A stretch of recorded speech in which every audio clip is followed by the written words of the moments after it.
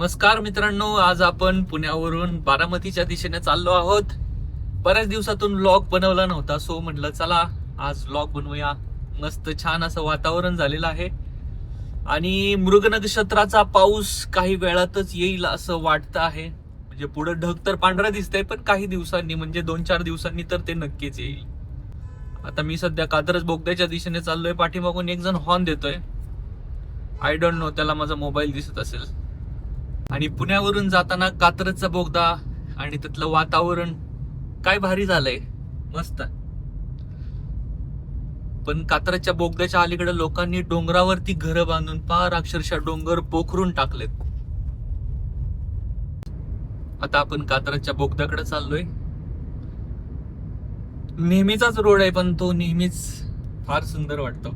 आज रविवार असल्या कारणानं ह्या रोडला अजिबात गर्दी नाहीये. म्हणजे जी काय आहे ते एकदम नॉमिनल आहे. खरं तर सीसीटीव्ही आपण बघितले पाहिजे, नाही तर हातातला मोबाईल बघून कदाचित आपल्यावर कारवाई होऊ शकते. 1458 मीटरचा हा बोगदा. वाव, छान. डोळ्यांना थोडासा अंधार वाटतोय, पण मोबाईल मध्ये थोडस प्रकाश दिसतोय. छान असा सुंदरसा रोड. आणि मी आज एकटाच आहे, ऍक्च्युली एकटाच चाललोय. त्यामुळं मग कुणाशी बोलायचं म्हणून मग तुमच्याशी बोलायचं. तर आपण कात्रज बोगद्यातून आता बाहेर पडणार आहे.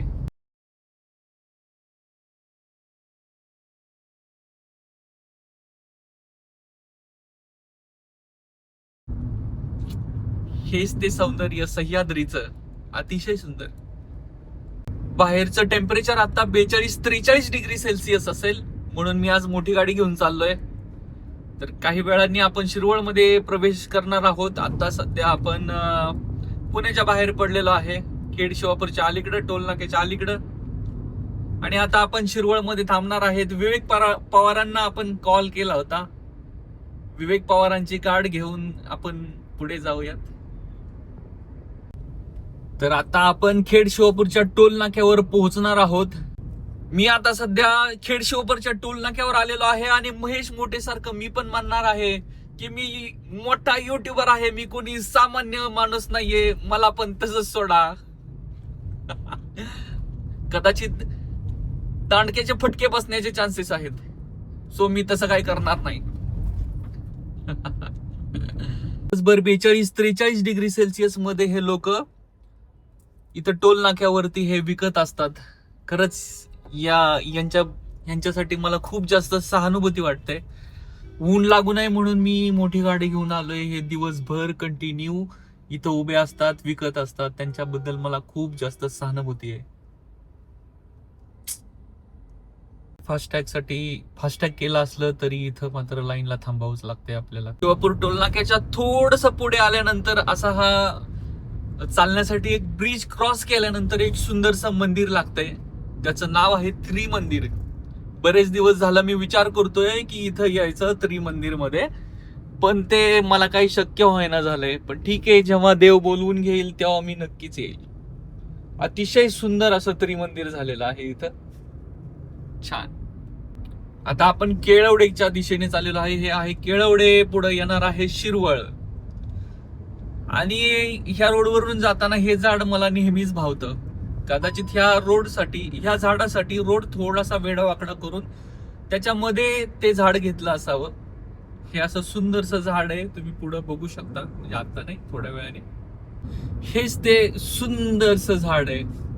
अशीच झाडं जर ह्या फुटपाथच्या डिवायडरच्या मध्ये जर लावली तर कदाचित रोडचं टेम्परेचर आणि वातावरण सुद्धा खूप थंड राहील असं मला वाटतं. ह्या सीएनजीच्या लागलेल्या रांगा पाहून मला पेट्रोल गाडी असल्याचा खूप जास्त आनंद होतो. पेट्रोल टाकतानाच फक्त दुःख होतं, नाहीतर आनंदच असतोय. मित्रांनो, सातारच्या दिशेने जाताना हा जो सुंदर असा निसर्ग लागतो ना, तो फार भारी आहे. आता आपण नसरापूर मध्ये आलोय. गेल्या 2 वर्षापूर्वी आपण नसरापूर मध्ये आलो होतो. तिथलं सुंदर असं मंदिर पाहिलं होतं. कदाचित जाऊया आपण वेळ मिळाल्यास. बापरे, गाडीचा पार चक्काचूर झालाय. दोन्ही बाजूनी स्विफ्ट पार दोन्हीकडून चेंबली गेलीये. कित्येक वर्षांपासून सह्याद्री हा असा दिमाखात उभा आहे. आता आपण आलो आहोत किकवी मध्ये. थोड्याच वेळात आपण शिरवळला पोहोचणार आहोत. तर मित्रांनो, बारामतीला जायला म्हणजे निरेकडे जायला इथून एक शॉर्टकट मार्ग आहे, पण थोडा छोटे छोटे रोड असल्यामुळं वीरवरून जायला इथून छोटा मार्ग आहे. पण रोड छोटा असल्यामुळं गाडी हळूहळू न्यावी लागते. या इथून असा रोड आहे मधून शॉर्टकट, पण आपण इथून न जाता नदी क्रॉस करून शिरवळवरून जाणार आहोत, कारण आपल्याला विवेक पवारांना भेटायचं आहे. आणि इथे तुम्ही बघू शकता ही नीरा नदी. नीरा नदी अशी कधी मी पाहिली नाहीये, पण सध्या ती पूर्ण आटून गेलेली आहे.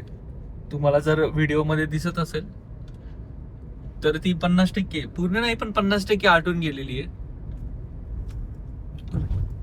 तर सुंदर असं निरेचं हे रूप नीरा नदीचं. पण काही दिवसातच नीरा नदी आता भरभरून वाहणार आहे.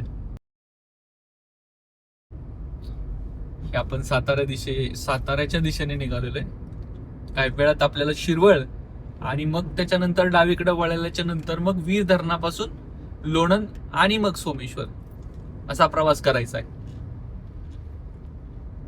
सध्या 70-80 या स्पीडने चाललोय आणि माझ्या पुढे आता जस्ट एसटी क्रॉस करून गेली. तिचं स्पीड कदाचित 90-100 असेल. वा, ही चांगली गोष्ट आहे ऍक्च्युली. एसटी वाल्यांना स्पीड पण दिलं पाहिजे, पण तेवढी जोखीम पण आहे. 60-70 लोक एसटी मध्ये बसत असतात आणि त्यांचा जीव एका ड्रायव्हरच्या हातात असतो. तेवढी सेफ्टी पण हवी, एबीएस पण हवं, सस्पेन्शन पण पाहिजे. होतील काही वर्षांनी ह्या गोष्टी नक्कीच इम्प्लिमेंट होतील. मित्रांनो, आपण शिरवळ बस स्थानकापाशी आलेलो आहोत. तर शिरवळ बस स्थानक तुम्ही बघू शकता. ऍक्च्युली हे बायपासला आपण थांबलेलो आहे. सॉरी, बायपास नाहीये, सर्व्हिस रोडला थांबलेलो आहे आणि त्याच्या शेजारीच एक शिरवळचं बस स्थानक आहे. बस स्थानकात न जाता लोक बस स्थानकाच्या बाहेरच थांबलेले आहेत. कदाचित आतमध्ये जागा नसेल, आय डोंट नो. पण बस स्थानकाची अवस्था बिकट आहे तसं म्हणावं लागेल. बारामतीच्या बस स्थानकाच्या कुठेच आणि कुठल्याच पातळीवर हे उतरत नाहीये. तर याकडेही लोकांनी लक्ष द्यायला पाहिजे असं मला वाटतंय. अशा पद्धतीने विवेक पवारांचं आगमन झालेलं आहे. विवेक पवार समोरून येत आहेत. द पॉवरफुल माणूस असं म्हणावं लागेल. या तर आताच आपण विवेक पवारांना भेटून पुरंदर फाट्यावरून पंढरपूर फाट्यावरून आता डावीकडे वळत आहे. हा महाकाय प्रोडक्ट घेऊन जाणारा ट्रक आपण बघू शकता. मला वाटतं हा ब्लोवर असावा. येस ब्लोवरच आहे. तर डावीकडे वळतोय आपण. पोलीस नसावेत चौकात, पण नाहीयेत. येस, पोलीस तर नाहीयेत. या आपण लोणंदच्या दिशेने चाललोय आता. तर पाठीमाग एका ट्रकवाल्याला दगड मारलाय एका माणसाने. काय यार, इथं काय ना काय चालूच राहतंय.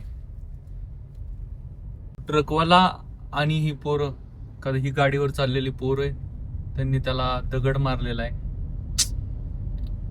काय यार, वाईट वाटतं, पण काय करणार. आता जस्ट सुरू झालेला असा सुंदर रोड. या रोडचं आत्ताच काम झालेलं आहे. गेल्या वेळेस येताना आम्ही या रोडला एक भीषण अपघात बघितला होता. 2 टू व्हीलर वाले एकमेकांसमोर धडकले होते. एक जण रॉंग साइडने येत होता, एक जण फास्ट चालला होता. दोघांची डोकी फुटली, प्रचंड रक्तप्रवाह, पाय तुटला, म्हणजे मोडला गेला ऍक्च्युली.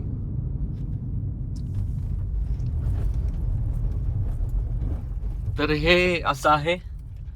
एका बाजूला वीर धरण आहे, त्या तिकडे वीर धरण असलं तरी थोडस हा जो ऊस दिसतोय त्याची मुळं पिवळी पडलेली आहेत, कदाचित त्यांना पाणी नसेल. रोडचं काम चालू असल्यामुळं हा रोड एक बंद केलाय, दुसरा चालू आहे. आपण हळूहळू जाऊयात, कोणतीच घाई गडबड न करता. रविवार असल्यामुळे आपण शांतपणे जाऊया.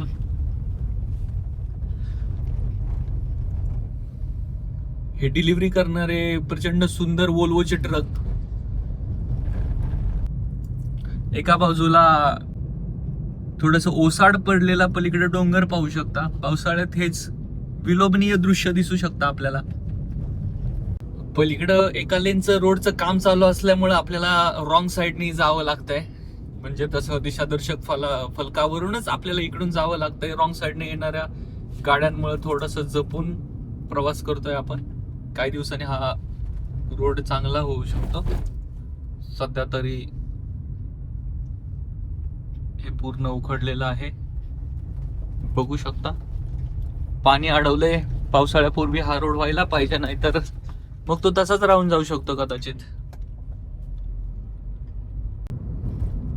तर समोर बघू शकता की उन्हामुळं अत्यंत वृक्ष पडलेला डोंगर आणि एका बाजूला हे वीर धरण. वीर धरणातलं पाणी पण खूप जास्त कमी प्रमाणात झालेलं आहे. ह्याच वीर धरणामुळं बऱ्याचशा गावांचा पाण्याचा प्रश्न मिटलाय. म्हणजे बारामती तालुका म्हणा, फलटण तालुका म्हणा. पण आमचा मित्र शिशिरचं असं म्हणणं आहे की हे आमचं धरण आहे. ठीक आहे, धरण कोणाचंही असो, पण कित्येक लोकांचा पाण्याचा प्रश्न मिटला जातोय, हे फार महत्वाचं आहे. नीरा नदीवरती बांधलेलं हे धरण आणि असा हा चौपदरी रोड केल्यामुळं प्रवास सुद्धा फार चांगला होत आहे. हाच रोड पुढे पंढरपूरकडे जातो, त्यामुळे हा रोड होणं अत्यंत गरजेचं होतं. काही ठिकाणी हा रोड एकेरीच राहिलाय, पण तो लवकरच होईल. खूप लोक धरणामध्ये आलेत आणि आज सुट्टी असल्यामुळे धरणामध्ये पोहण्याचा आनंद घेत आहेत. वीर धरण आणि हा त्याचा आसपासचा परिसर, ते तिकडे बघू शकता. ते वीर धरणाचं पाणी सोडतो आपण ते ठिकाण. रॉंग साईडनी का आला रे? अशा ह्या माळरानावर ज्यांनी कुणी इथं पाणी आणलंय ना, खरंच खूप जास्त पुण्याचं काम केलंय. ह्याच्या खालून एक छोटासा कॅनल जातोय आणि त्यातून पाणी जातंय. आणि ह्या बाजूला बघू शकता तुम्ही, पूर्ण असं माळरान आहे, डोंगर आहे आणि त्याच्यामधून कॅनल गेलेला आहे. हे दृश्य फार जास्त सुखावं आणि सुख देणार आहे. आता आपण लोणंदच्या दिशेने चाललोय आणि लोणंदकडे जात असताना तुम्ही ह्या बाजूला जी मुरुम दिसतोय वरती, आणि ह्या इथं कॅनल गेलेला आहे. लोणंदमध्ये आलोय आणि लोणंद मधल्या कित्येक कंपन्या अशा बंद पडून गेलेल्या आहेत. याचं कारण काय आहे त्यांनाच माहिती. कदाचित पाण्यामुळे असावं किंवा कशामुळे असावं. खूप जास्त कंपन्या लोणंद आणि सातारा परिसरातल्या बंद पडलेल्या आहेत. खूप जास्त वाव पण आहे ऍक्च्युली. खूप जास्त जमिनी इकडे MIDCच्या शिल्लक आहेत, पण इकडे कंपन्या काय येत नसाव्यात हाही एक मोठा प्रश्नचिन्हच आहे. त्याच्या पाठीमाग राजकीय इच्छाशक्ती पण असावी, पाणी पण असायला पाहिजे, राजकीय इच्छाशक्ती पण असायला पाहिजे आणि स्किल्ड मनुष्यबळ, कुशल मनुष्यबळ असणंही तितकंच गरजेचं आहे. आणि आता जस्ट आपण लोणंद मधून बाहेर पडलोय आणि तो समोरचा पूल दिसतोय, त्या पुलावरून आपण पलीकडे जाणार आहे. तो रेल्वेसाठी ब्रिज बनवला होता, पण त्याची रुंदी फारच कमी, म्हणजे कमी आहे. फक्त 2 लेनचा ठेवलाय, त्याच्यामुळं तिथं खूप जास्त ऍक्सिडेंट होतात. आणि जो टर्न आहे तो एकदम 80 डिग्रीचा टर्न आहे डावीकडे वळताना, त्याच्यामुळे खूप जास्त ऍक्सिडेंट होतात तिथं. गेल्या वर्षीच मला वाटते 3 मुलांचा ऍक्सिडेंट होऊन ती मुलं गेली. सो आपल्या देशाला खरंच अशा चांगल्या इंजिनियर्सची आणि चांगला हेतू ठेवून काम करणाऱ्या लोकांची खूप जास्त गरज आहे. जो माझ्या पाठीमागं बघताय तो नीरा नदीचा उजवा कॅनल आहे आणि पुढे जो येणार आहे, जो बारामती तालुक्यातून जातो, तो नीरा नदीवरती असणारा म्हणजेच वीर धरणावरचा डावा कॅनल आहे, तो पुढे आहे. नीरा उजवा कॅनल हा खूप जास्त मोठा आहे ऍज कम्पेअर टू नीरा डावा कॅनल. आता आपण पाडेगावात जाणार आहे. हे दिसतंय ते पाडेगाव. ही आहे आपली नीरामाई. तर आपण आता सातारा जिल्हा सोडून पुणे जिल्ह्यात प्रवेश करत आहोत. तुम्ही बघू शकता ही नीरा नदी, इकडं पण बघू शकता ह्या बाजूला नीरा नदी. रात्रीच्या वेळेला सायंकाळच्या वेळेला फार सुंदर असा सूर्यास्त इथून दिसतो. पण निरेमध्ये आलो आहोत आणि थोडीशी पेट पूजा करून इथं विकास वडेवालेच्या इथं जाऊन थोडासा एक वडापाव खाऊन आपण पुढच्या मार्गाला मार्गस्थ होऊया. तर मस्त एक वडापाव खाऊन मी नीरा बारामती रोडला लागलो. आणि नीरा बारामती रोडला लागल्याच्या नंतर तुम्ही रोड बघू शकता. आता तरी सध्या खूप चांगल्या स्थितीत आहे. दादांच्या जाण्याने बारामतीकरांवर खूप जास्त शोककळा पसरली आहे. हे वर्षच खरं तर बारामतीकरांसाठी खूप जास्त वाईट आहे. एक कर्तृत्ववान नेता आणि बारामतीवरती जातीनं लक्ष घालणारा नेता अजूनही आमच्यात नाहीये. ही गोष्ट मनाला अजूनही पटत नाहीये. समस्त बारामतीकरांचं दैवत असणारा नेता आज आपल्यात नाहीये, ही भावना काही बारामतीकरांना अजूनही सतावते. रोज मी काही लोकांचं स्टेटस बघतोय, दादांचं चित्र, दादांचा फोटो, ते प्रत्येक दिवशी ते लावत असतात. तुम्ही इथं बघू शकता की एकच वादा अजित दादा, अशा पद्धतीने बारामतीकरांचं प्रेम खूप जास्त दादांवर आहे. आता मी अशा गावात आलो, निंबूत मध्ये आलोय आणि महाराष्ट्राची पहिली महिला सरपंच या गावात होऊन गेली. तर असे हे बारामती तालुका आमचा पुढारलेला, म्हणजे पहिल्यापासूनच पुरोगामी असलेला हा तालुका आहे असं म्हणायला लागेल. रोडच्या दोन्ही कडेला तुम्ही चिंचेची झाडं बघू शकता. म्हणजे हा दृष्टिकोन महाराष्ट्रातल्या प्रत्येक गावात असला पाहिजे असं मला वाटतं. आता काही कारणास्तव बारामतीत आता ह्या रोडची साईज सुद्धा वाढवावी लागेल आणि काही झाडांचा बळी ह्यामध्ये द्यावा लागेल. म्हणूनच तुम्ही रोडच्या कडेला बघू शकता की ऑलरेडी त्यांनी झाडं लावून ठेवलेली आहेत. जरी भविष्यात हा रोड वाढणार असेल तरी ह्या रोडला म्हणजे ही झाडं कापण्याच्या अगोदरच त्यांनी पूर्व तयारी करून ठेवली आहे. ही दूरदृष्टी प्रत्येकाला हवी, प्रत्येक नेत्याला हवी आणि असाच नेता प्रत्येक माणसांनी निवडून द्यायला हवा. आता सध्या मे महिना संपला, जस्ट संपला आणि 7 जून आहे. पावसाचं अजूनही कसलंच, मला वाटतं कालच थोडासा पाऊस होऊन गेला. पण तुम्ही इथली परिस्थिती बघू शकता की सगळा परिसर किती जास्त हिरवागार आहे आणि तो म्हणजे फक्त आणि फक्त ह्या कॅनॉलमुळं. हे भरून वाहणारा कॅनॉल तुम्ही बघू शकता की ऐन उन्हाळ्यातही हा कॅनॉल भरून वाहतोय. त्यामुळं बारामतीकरांचं जीवन अतिशय सुसह्य झालंय. आता आपल्याला सोमेश्वरच्या अगदी जवळ आलेलो आहे आपण आणि तुम्ही हा रोड पाहू शकता. रोडवर मारलेले दिशादर्शक फलक बघू शकता. रोडवर ज्या पट्ट्या मारलेल्या आहेत त्या बघू शकता.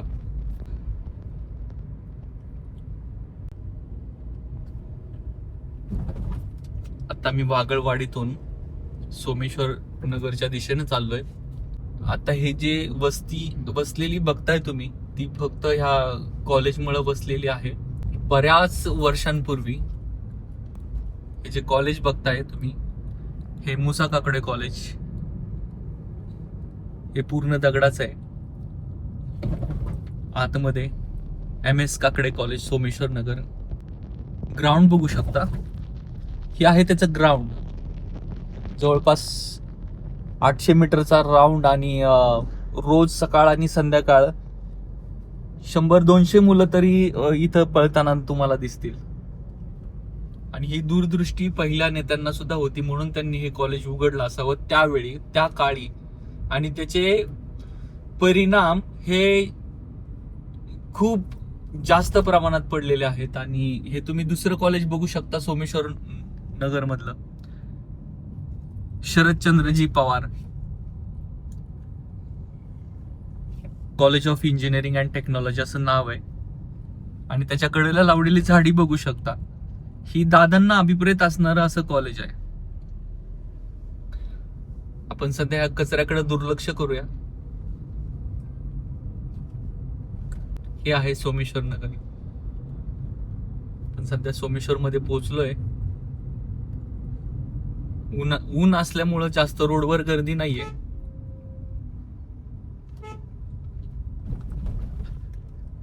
हे सोमेश्वर नगरचं दुसरं जुनं बस स्थानक आणि हा सोमेश्वर नगरचा चौक.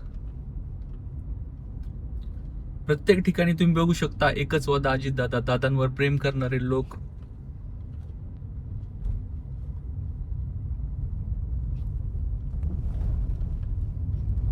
आणि निरेवरून बारामतीला जाताना आपल्याला 5 ते 7 वेळा एक कॅनॉल लागतो आणि तो एकच कॅनॉल आहे, नीरा डावा कालवा. तुम्ही बघू शकता हे थोडंसं अस्तरीकरण झालंय. आणि पलीकडे बघू शकता तो आहे सोमेश्वर साखर कारखाना. आणि इथून जे पूर्ण दिसतं हिरवगार ते फक्त याच कॅनॉलची पुण्याई आहे.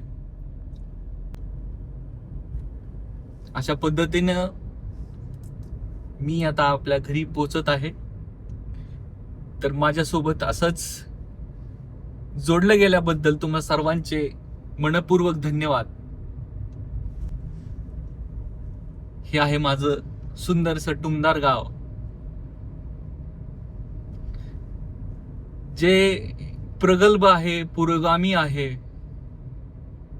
आणि अतिशय सुंदर आहे. दुतर्फा तुम्ही ऊस बघू शकता. असं या सुंदर गाव आलेलं आहे. त्या तिकडं बघू शकता नारळाची झाडं आणि पूर्ण असा सुंदरसा प्रदेश. हे असं आमचं सुजलाम सुफलाम गाव आलेलं आहे. तर सगळ्यांचे मनपूर्वक धन्यवाद. तुम्ही शेवटपर्यंत व्हिडिओ बघितल्याबद्दल थँक्यू व्हेरी मच.